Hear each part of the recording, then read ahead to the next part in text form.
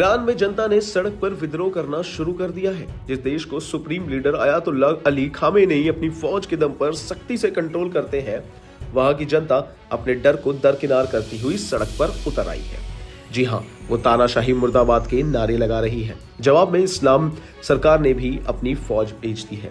आपको बता दें कि नए साल की शुरुआत में ही कई ईरानी शहरों में प्रदर्शनकारियों और सुरक्षा बलों के बीच झड़प हुई, जिसमें कम से कम 7 लोगों की मारे जाने की खबर है। अब आपके मन में सवाल होगा कि आखिर ईरान की जनता में विद्रोह क्यों मचा है, वो क्या चाहती है। चलो आपको बताते हैं। ईरान में विरोध प्रदर्शन क्यों शुरू हुआ। बता दें कि विरोध प्रदर्शन बीते रविवार को देश की राजधानी तेहरान में शुरू हुआ, जहां दुकानदार ऊंची कीमतों और आर्थिक अस्थिरता को लेकर हड़ताल पर चले गए और तब से यह देश के अन्य हिस्सों में फैल गया।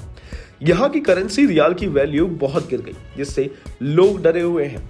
$1 की कीमत अब लगभग 14 लाख रियाल है। जी हां, कई प्रदर्शनकारियों ने देश के सुप्रीम लीडर के शासन को खत्म करने का आदेश भी जारी कर दिया है। कुछ लोगों ने राजशाही को वापस लाने की भी मांग की है। दूसरा सवाल है कि ईरान की यह हालत कैसे हुई। याद हो तो जून में इजराइल ने ईरान पर हमला किया था, जिसके बाद दोनों के बीच 12 दिनों की जंग हुई थी। युद्ध के दौरान अमेरिका ने भी ईरानी परमाणु स्थल पर भी बमबारी की। माना जा रहा है कि इस जंग के बाद ईरान की इकोनॉमी उभरी नहीं और यहाँ के नेता अभी भी सहमे हुए हैं। ईरान ने बार बार कहा है कि वह अब देश में किसी भी स्थान पर यूरेनियम का प्रमोशन नहीं कर रहा है। वह पश्चिमी देशों को यह संकेत देने की कोशिश कर रहा है कि वह आर्थिक प्रतिबंधों को कम करने के लिए अपने परमाणु कार्यक्रम पर संभावित बातचीत के लिए तैयार है।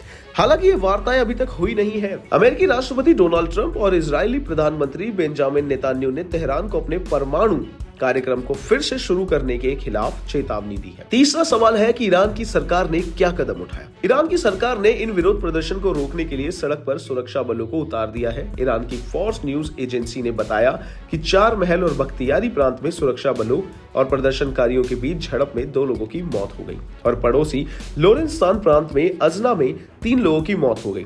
फोर्स ने लॉन्टेगन के बारे में कहा, कुछ प्रदर्शनकारियों ने प्रांतीय गवर्नर के ऑफिस, मस्जिद, शहीद फाउंडेशन, टाउन हॉल और बैंकों सहित शहर के प्रशासनिक भवनों पर पत्थर फेंकना शुरू कर दिया है। अब चौथा सवाल है कि क्या सरकार अपनी गलतियां मान रही है। ईरान के राष्ट्रपति मसूद ने प्रदर्शनकारियों की वैध मांगों को स्वीकार करते हुए तनाव को शांत करने की कोशिश की है और उन्होंने गुरुवार को सरकार से आर्थिक स्थिति में सुधार के लिए कार्यवाही करने का आग्रह किया है। मसूद ने सरकारी टेलीविजन पर ब्रॉडकास्ट किए गए एक कार्यक्रम में कहा, इस्लामिक नजरिए से अगर हम लोगों के मुद्दों को हल नहीं करते हैं तो हमें नर्क में जाना चाहिए। हालांकि दूसरी तरफ ईरानी सरकार के अधिकारियों ने कड़ा रुख अपनाने का भी वादा किया है और अराजकता पैदा करने के लिए स्थिति का फायदा उठाने के खिलाफ चेतावनी दी है। ईरान की मीडिया में इस विरोध प्रदर्शन की भी कवरेज अलग अलग तरह से हो रही है। कुछ मीडिया हाउस ने जनता की आर्थिक कठिनाइयों पर ध्यान केंद्रित किया, तो वहीं दूसरी मीडिया हाउसेस ने उनके दंगाइयों को तमाशा बताया। अभी जो ईरान में ताजा विरोध प्रदर्शन हो रहा है